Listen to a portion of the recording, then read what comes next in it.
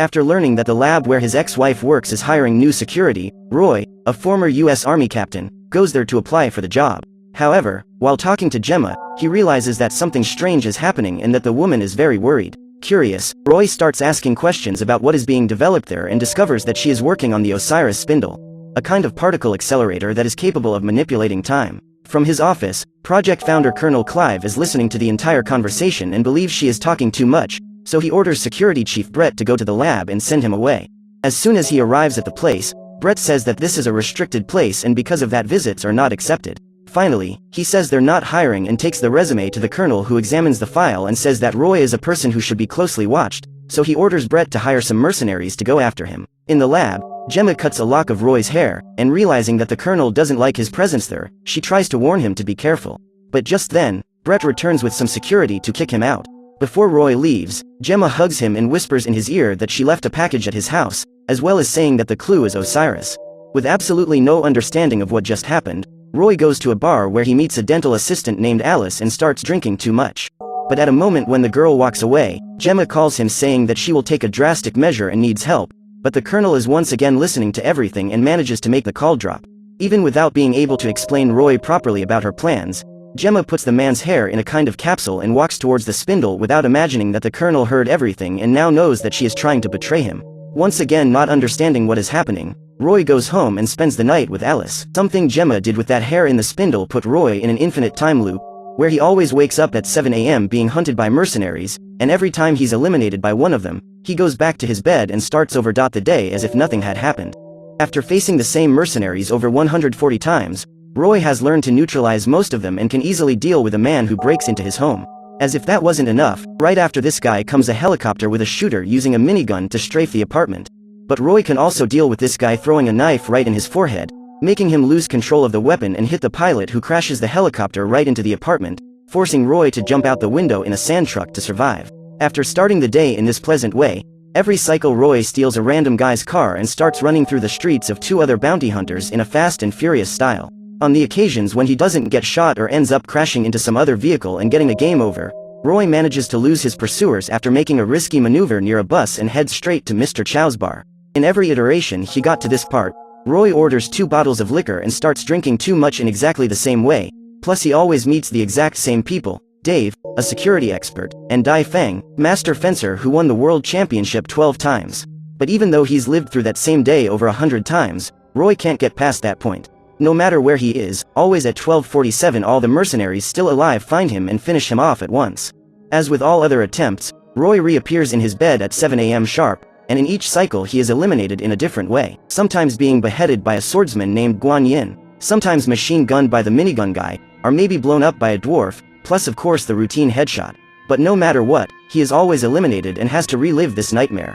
After being eliminated so many times, in one of the cycles Roy finally suspects that this has something to do with the Osiris Spindle that Gemma is working on and calls her to try to get help. But who answers in her place is Colonel Clive, claiming that she suffered a very suspicious accident and that now is no longer alive.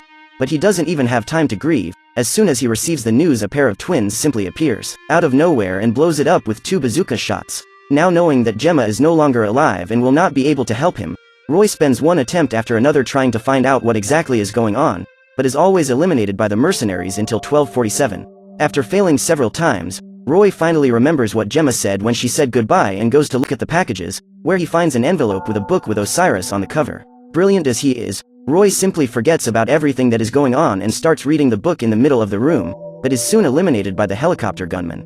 In the next cycle, Roy steals the same car as always and once again, proves that he is completely out of his mind when he tries to read while driving and is hit by that bus, losing his life instantly. After these 2 brilliant attempts, Roy finally has a good idea, and after blowing up the bounty hunter's car with a grenade launcher, he decides to go to a quieter place so he can read the book and find out what clues Gemma left for him there. Sitting on the bench in a sort of underground gallery, Roy opens the book and sees that several sentences were underlined by Gemma, but while reading the book he sees his son Joey buying something with a man and entering a game store. As Gemma was eliminated by the colonel, now Roy is the only family left for the boy, but he has a problem. Joey still doesn't know that Roy is his father. Trying to get close to the boy, Roy enters the video game store and starts looking for him, but a strange thing starts to happen. All analog monitors start to experience interference as soon as Roy approaches. After walking around the place disrupting everyone's gameplay, Roy finally finds Joey and after talking for a while, decides to take the boy for a walk and make up for the time he's been away. But as soon as they leave the gallery, Roy sees a clock and realizes that it's already 12:50 p.m., which is 3 minutes more than he can survive when he's at the bar.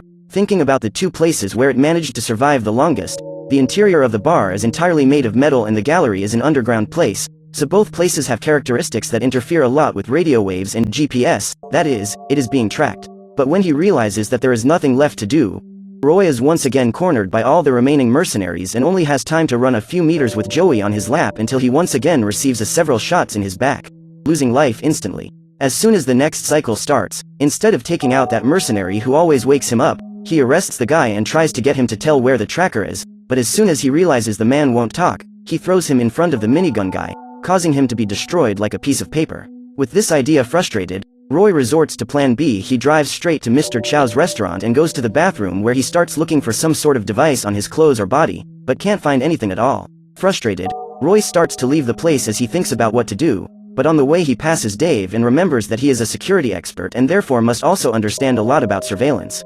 Roy starts talking to Dave about trackers and is able to discover that the most common place to implant a tracker is in one of the molars. Yeah, it was that dental assistant from the night before who implanted the tracker in him. Wanting to get rid of the device, Roy asks Mr. Chow for a pair of pliers and goes to the bathroom where he starts pulling out his own teeth one by one until he finally finds the locator, but now it's too late. At exactly 12:47, one of the mercenaries finds him in the bathroom with the device in his hand and game over. On the next attempt, Roy takes the life of the first mercenary as usual, but instead of letting Alice run like he always does, he captures her and forces her to tell who sent her to implant the tracker, making him finally realize that this is all Colonel's work. With this new information, Roy goes to the bar and pulls his tooth out once more, and now with the locator in hand, he begins to attract the mercenaries and finally begins his revenge, eliminating them with the same methods they used. After taking their lives, Roy gathers the bodies in an abandoned factory and uses the little person explosives to send pieces of mercenaries flying through the air, just as he had countless times. Once he's finished taking down the mercenaries, Roy gets a call from Brett and vows to get revenge for what they did to Gemma, but it won't be easy. With only Brett and the Colonel left to fulfill his objective, Roy drives to the research center and tries to invade the place in several different ways, but in all of them he ends up catching the attention of the guards and is eliminated by Brett. That's when the madman doesn't end his own life by hitting the wall. After wasting 3 more cycles, Roy finally decides to use his brains and go stealth. He then finds and eliminates one of the mercenaries who was chasing him, stealing his clothes and badge in order to infiltrate the building, but for some reason the elevator's security system cannot read the ID card and his cover is blown when a security guard in the elevator asks to check the card. Because of this problem, in the next cycle he eliminates the elevator guard before even trying to use the card, but as soon as he gets to the floor he is surrounded by Brett and other security guards, forcing him to take his own life to start over.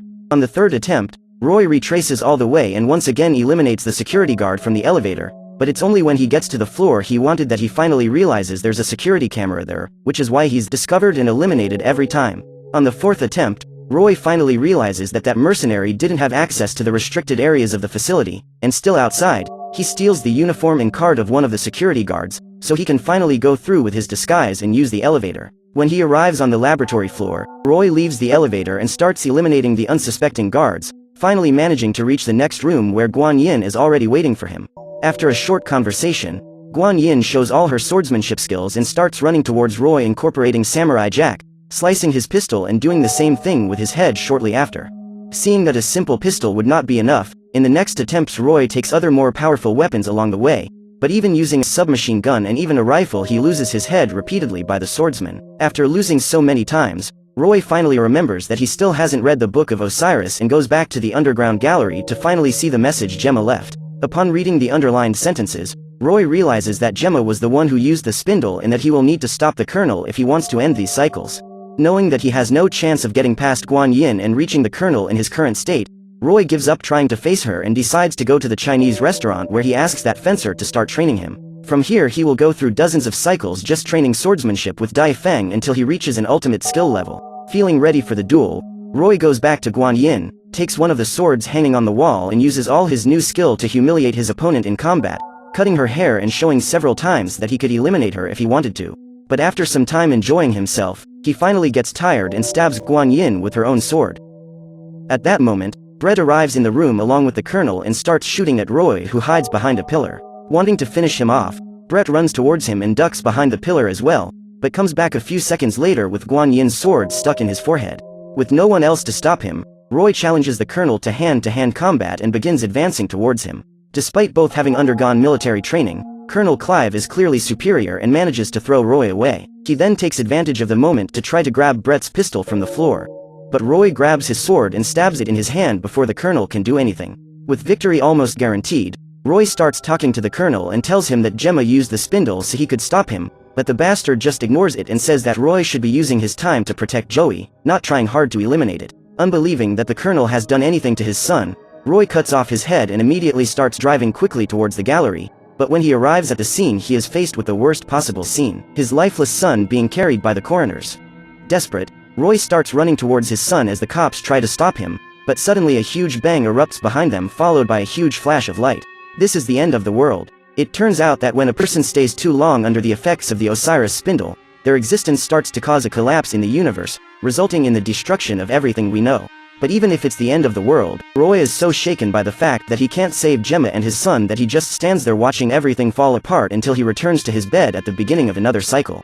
Knowing that he himself is causing the end of the world and that he will lose his son no matter what he does, Roy becomes extremely depressed and gives up trying to solve the mystery behind the loop, spending several cycles in a row just lying in bed and being eliminated from several different ways. But after some time thinking, Roy decides to use this curse in a positive way and finally reacts by eliminating the first mercenary. He then steals the car and goes straight to the gallery where he spends several hours playing all kinds of video games possible together with Joey. But one cycle after another, in the end, every day ends up exactly the same, with a global meltdown. After spending a few more dozen cycles with his son, Roy starts talking to the boy about Gemma with the intention of bringing up something different, but he could hardly imagine that this conversation would be extremely important. As they talk about his mother's work, Joey says that she hasn't gone home and only called in the morning to say that if anything happens, he should look for Roy. Up until this point, Roy had believed that Gemma had been eliminated around 3 AM when she called him at the bar. But now knowing that she spoke to Joey in the morning, Roy decides to check the boy's cell phone and discovers that as of 7:03 she was still alive.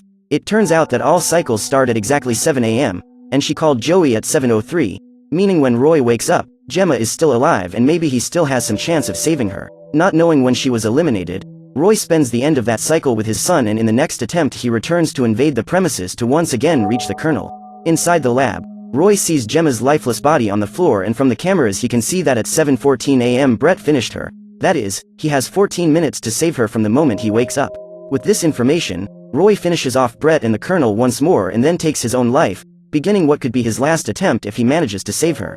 At 7 AM sharp Roy wakes up in his apartment and manages to eliminate the first mercenary, but instead of throwing the knife at the minigun guy as usual, this time he jumps in the helicopter and in exactly 1.5 minutes he manages to take down the shooter and surrender the pilot to take him to the top of the building. At the helipad, Roy knows that the mercenaries are following him on the tracker, so he decides to take the minigun from the helicopter. He then finally breaks into the building and waits for them to approach. When that finally happens, Roy uses the minigun with all his fury and takes out all the bounty hunters in one fell swoop. And as if that wasn't enough, he takes Guan Yin's sword and continues advancing towards the laboratory while eliminating all the guards he finds along the way.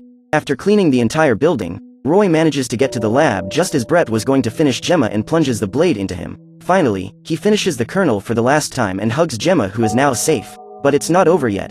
To end the loop, Gemma and Roy go to the spindle where she explains that she used the hair she took from him to transform his DNA into some sort of lost mass in the universe.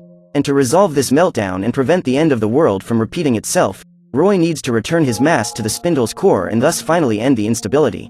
Not knowing if he'll make it out of this alive, Roy tells Gemma he loves her and kisses her goodbye. He then slowly walks towards the core while looking at the woman he loves, not knowing if he will ever see her again, but still he doesn't give up and enters the spindle, finally restoring balance to